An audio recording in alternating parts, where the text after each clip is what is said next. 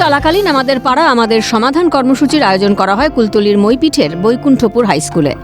শিবিরে উপস্থিত ছিলেন দক্ষিণ চব্বিশ পরগনার জেলা শাসক সুমিত গুপ্তা। জেলা শাসকের উপস্থিতিতে মাইক বাজিয়ে সরকারি কর্মসূচি নিয়ে পড়ুয়াদের মধ্যে জন্মেছে ক্ষোভ।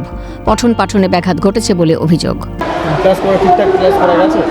না কি অসুবিধা হচ্ছে? এই সাউন্ডের প্রবলেম। হ্যাঁ, অসুবিধা তো হবে। সব ক্লাস ঠিকঠাক হয়েছে? না, কটা ক্লাস? দুটো ক্লাস হয়েছে। এছাড়াও উপস্থিত ছিলেন তৃণমূল সাংসদ প্রতিমা মণ্ডল, বারুইপুর পুলিশ জেলার পুলিশ সুপার পলাশচন্দ্র ঢালি সহ অন্যান্যরা। প্রশ্ন উঠছে, লেখাপড়ার লাটে তুলে দিয়ে সরকারি কর্মসূচির আয়োজন কিভাবে করা যেতে পারে? স্কুল চলাকালীন ছাত্রছাত্রীদের অসুবিধে করে কি উন্নয়ন সম্ভব? তবে সুকৌশলে অভিযোগ উড়িয়েছেন জেলা শাসক সহ জনপ্রতিনিধিরা। স্কুল চলাকালীন মাইক বাজিয়ে ক্যাম্প হলো স্যার?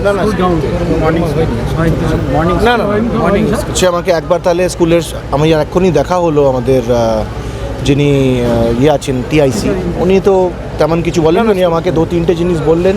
এই স্কুলের কমিউনিটি হল, সায়েন্স কিভাবে এখানে অ্যাড করা যায়, আর একটা ল্যাবরেটরির জন্য, সেটা নিশ্চয়ই আমি প্রপোজাল একটা নিয়ে নিলাম।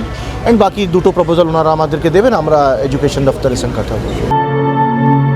এর আগে আমাদের পাড়া আমাদের সমাধানের কর্মসূচির আয়োজন করা হয় আলিপুরদুয়ারের কামাখ্যাগুড়ি হাই স্কুলে। শিখে ওঠে পঠন পাঠন। এবার দক্ষিণ চব্বিশ পরগনার কুলতলি থেকে উঠে এলো সেই একই অভিযোগ। তবে কি উন্নয়নের কাঁটায় বিদ্ধ শিক্ষা ব্যবস্থা? তমাল সরকারের রিপোর্ট, ক্যালকাটা নিউজ।